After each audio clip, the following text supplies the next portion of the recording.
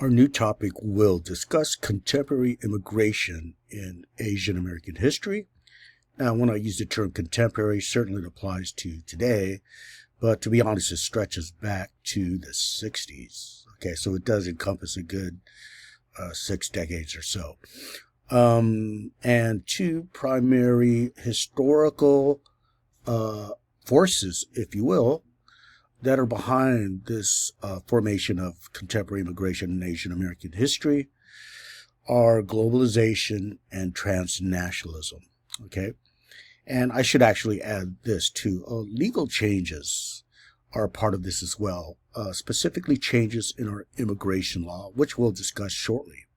Okay, now, because of these forces, globalization, transnationalism, and the legal reform of our immigration laws, you have some changes in the composition, the nature of Asian American immigration to the United States since the 60s, and of course in the ensuing decades, 70s, 80s, 90s.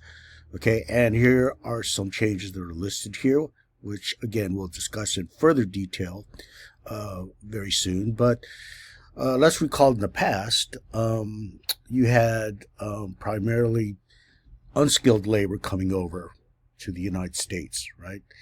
Well, that's going to change. Now you're going to see skilled labor, the professional class, like nurses here shown in the slides. So yeah, healthcare professionals, engineers, in technology industry, certainly scientists will come over. Okay, so many different professional groups, and therefore high earning immigrant groups will come as a labor force. And as we'll discuss, however, they're paid less than American workers, so it's still quote unquote cheap labor. And therefore you have also the end of this reliance during the Industrial Revolution, the 1800s and early 1900s, the reliance on male laborers, right, doing all the physical work, as we discussed with the Chinese working on the railroad. Well, that gendered labor force will no longer be during more contemporary times. Certainly immigration acts like the Page Act, which, if you recall, prohibited Chinese women, right, the end of the picture bride system and so forth. Well, none of that is going to be in effect since the 50s and 60s. So therefore, this is going to enable family formation and ideas of permanent settlement in the U.S., okay, rather than, let's say, sojourners, if you recall in the very beginning. And as we discussed not too long ago, refugees, right, other Asian groups that have nothing to do really with cheap labor, right? They are fleeing countries, and during the Cold War, in that context, the United States was receptive towards those refugees that are escaping socialist or communist countries. So that the Cold War context is crucial there. And therefore, as a whole, you see new immigrant groups coming over. Okay, now there were some Koreans earlier, but certainly by the 50s, 60s, you'll see an explosion in the Korean immigrant population. Certainly that's true of Filipinos as well. But you'll see other groups like South Asians, for example. And look at the slide, by the way. Here's an ethnic enterprise here, ethnic business, Little India Store. Okay, you'll see sites like this in contemporary Asian immigration history. And if any of you are from Los Angeles, you're familiar with this. Okay, this is Koreatown, right, where many of the signs are only in Korean, right? Now, this was almost unimaginable before the 1960s, but this is exactly what we're talking about. And it links, all of this stuff links to globalization and transnationalism. So what's going to happen in this topic is I'll explain how changes in the immigration law basically coincided with changes in economics. Okay, and it'll lead to sites like this, and again, fundamental changes in Asian American immigrant groups, population, and demographics as a whole. Okay, first we need to discuss globalization. And, you could spend a lot of time on the topic of economic globalization. You could even spend a whole class during one semester on this event. But let's just spend a few minutes to discuss what this is very briefly. We'll just sketch a very basic contour here of what it's about. Well, let's remember that as we discussed in the beginning of the course, capitalism is very dynamic as opposed to pre-capitalism, right? And one part of this dynamism is geographic expansion of capitalism, right? Geographic expansion is an inherent feature of capitalism. Okay, and we discussed this, or I introduced it in the context of westward expansion, right? We reimagined westward expansion as commercial expansion rather than expansion of civilization over savagery, if you recall. Okay, so what this means is once you eliminate barriers to the economic or global reach of capitalism, it'll certainly become global, okay, international. Right, so globalization in a basic sense refers to capitalism basically accomplishing its international reach. All right. But it also means in terms of labor, because capitalism always needs labor, at least now at this point, right? Who knows what's in store for the future when AI takes over. But it also means that labor is going to reach out to this global context, okay? And I'll discuss that at length, actually, in just a moment. But as I mentioned earlier, it involves skilled and unskilled labor, no longer just unskilled labor coming into the United States. So, again, what is economic globalization? Just to repeat, it's the global restructuring of capitalism. That is to say, the internationalization of Western capitalism, I should say, because it originates in the Western world. And also, even though it originates in the Western world, once capitalism accomplishes its internationalization, you could kind of see it here on this illustration, the whole world becomes interlinked and interdependent, right, upon each other, right? For example, an economic crisis in one part of the world will reverberate and impact other parts of the world. And, let's say oil shock, right, energy crisis, it'll affect the entire world, not just the regions involved, okay? I should also say there's such a thing as cultural globalization, all right?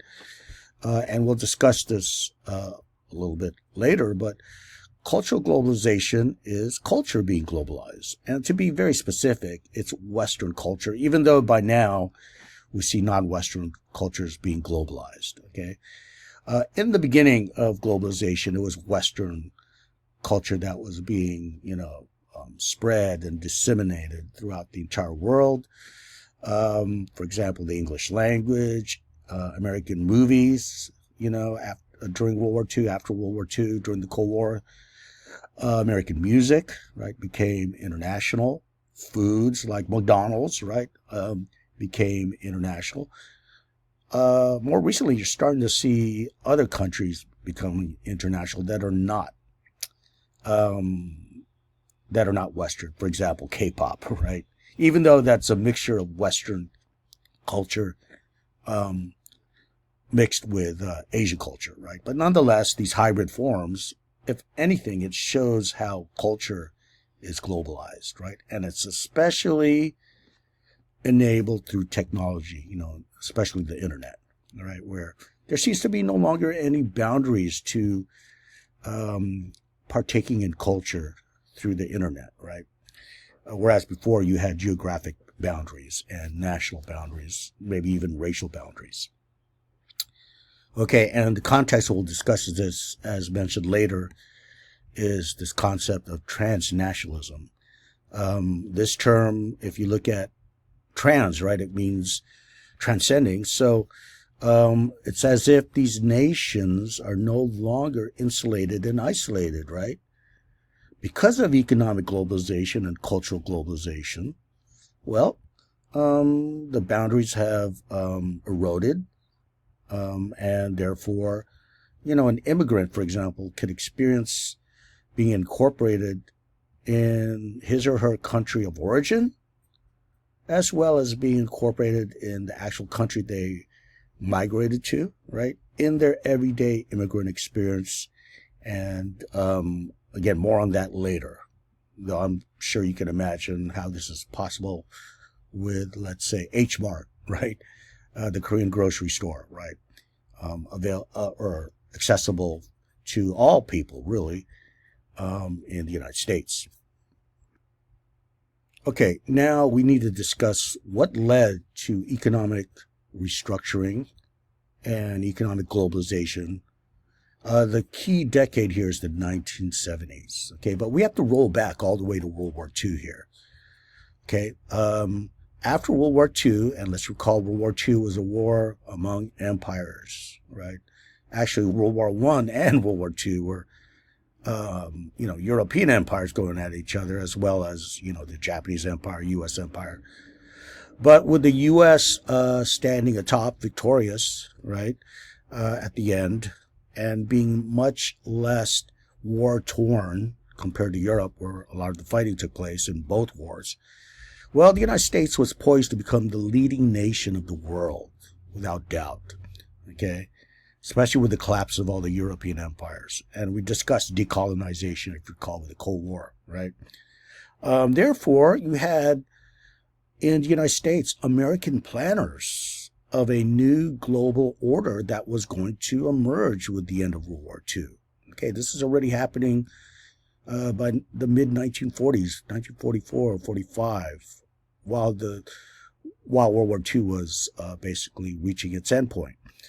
And these planners were faced with the following questions, actually two questions. And the two questions they face is this: how to prevent another Great Depression, right?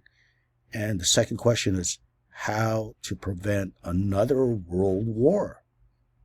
Okay, because after all, no one thought that World War II would happen so quickly after World War I. Okay, because World War I was such a terrible war. They called it the war to end all wars, actually, because they thought this is the worst it could get. World War I, that is. Okay, but look what happens. World War II follows very soon. Okay, the two events, Great Depression and World War, are linked here. Okay, going back to the Great Depression was global if you were a capitalist country. Okay, not just U.S., but all over the world if you were a capitalist and market-oriented. Okay, what does this have to do with the World War? Well, first of all, let's go back here. The leading cause, among other causes of the Great Depression, was a practice called, or a policy called protectionism. Okay, what is protectionism? Well, you're protecting your local or your domestic economy from foreign competition. How do you do this? Through taxing imports, right? Like high tariffs, right? If you tax imports, it means that domestic consumers are much less inclined to purchase those imports, and instead they'll buy domestic products. So that's protectionism.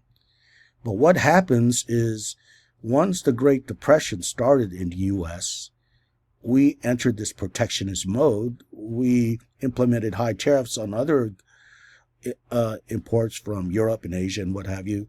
This basically triggered a trade war. What is that? That's when other countries respond by saying, okay, you're going to tax us, we're going to tax U.S. imports to our country. And this was a disaster for the U.S. economy. Okay, and in fact, this was a disaster that afflicted the entire capitalist order, regardless of country, right? So this trade war was a terrible episode here that really led the Great Depression to become exacerbated, all right? It's a disaster, and you can imagine it led to suffering of people,